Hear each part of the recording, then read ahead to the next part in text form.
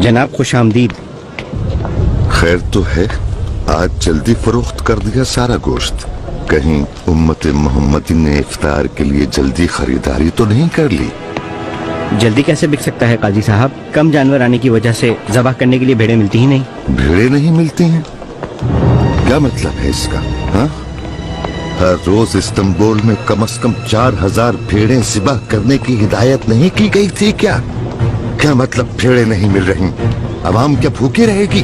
कस्साबों की अंजुमन के सरबराह तक आपका हुक्म पहुंचा दिया है काजी साहब। ऐसा है, जल्दी बुलाओ कसाबों के सरबराह को। जाओ देखें जरा उसे भी। अल्लाह अल्लाह, भेड़ें नहीं मिल रही। हाँ, अल्लाह अल्लाह अल्लाह अल्लाह। काजी साहब, कसाबों की अंजुमन का सरबराह। भेड़ें कहाँ गई साहब? बोगदान से तो भेड़ें पहुंच रही हैं। अफलाक और बोगदान से हर साल 1 लाख भेड़ें भेजी जाती हैं। अफलाक से तो भेड़ें पहुंच रही हैं, लेकिन बोगदान और वेवु दासी से भेड़ें नहीं पहुंच रही। इसकी मुझे खबर क्यों नहीं की गई? हाँ, दीवाने हुमायूं में भी खबर नहीं भेजी गई। और मुबारक रमजान के महीने में उम्मत मोहम्मदी को गोश्त न बेचने का क्या मतलब है? इसकी तदबीर क्यों नहीं की गई साहब? कारमान की मंडी से और इर्जुरूम से क्यों नहीं भेड़ें मंगवाई गई? सर्दियों में भेड़ें लाना मुश्किल हो जाता है। मुश्किल होता है? हाँ, भेड़ें लाना मुश्किल होता है।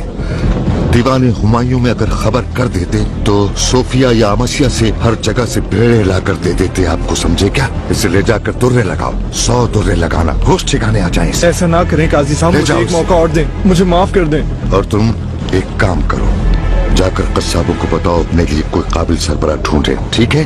हमारा क्या होगा काजी साहब? फिक्र न करो, ढूंढ लेंगे कोई रास्ता ढूंढ लेंगे। अबू सऊद साहब, मेरा फैसला है, तमाम दुकानदार सुन लें, मुबारक माह रमजान का खुसूसी तौर पर एहतराम किया जाए। पाए तख्त की आवाम को किसी किस्म की परेशानी का सामना ना हो। कानून के मुताबिक खरीदो फरोख्त जारी रहे। मुकर्रर करदा नर्क से 1 अशरफी भी ज्यादा वसूल नहीं की जाएगी। खास तौर पर गोश्त और नाने जवी सबसे अहम हैं। आप बतौर काजी गश्त करें, महंगे दामों अशिया फरोख्त करने वालों का एहतसाब करें, ऐसे दुकानदारों को खास तौर पर सजाएं दें। अबू सऊद साहब, बावर्चियों, नानबाइयों और कबाब फरोशों के साथ साथ खाना फरोख्त करने वाले दुकानदारों को भी तंबीह कर दें। बनने वाले बिकने वाले खाने का हर दिन मुआयना किया जाए। और सब खाना बनाने वाले ज़रूफ को जिस पानी से धोते हैं उन्हें उसी पानी से हरगिज भी दोबारा नहीं धोएंगे। और तमाम ज़रूफ कलाई के बगैर ना होंगे, बाकायदगी से उनकी कलाई की जाएगी। आका, आपके इतने गहरे और अमीक मुआयने के बाद हमारे करने के लिए कोई काम ही नहीं रहा।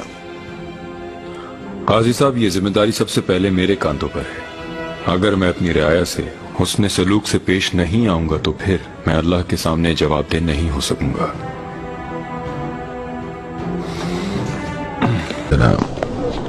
काजी साहब, खामोश रहो, खामोश रहो। देखो तो जरा, आका के बताए हुए नमूने के मुताबिक नाने जमे बनाया कि नहीं? बिल्कुल काजी साहब, बादशाह सलामत के हुक्म के ऐन मुताबिक हैं सब नाने जमी। तोड़ो इसे जरा।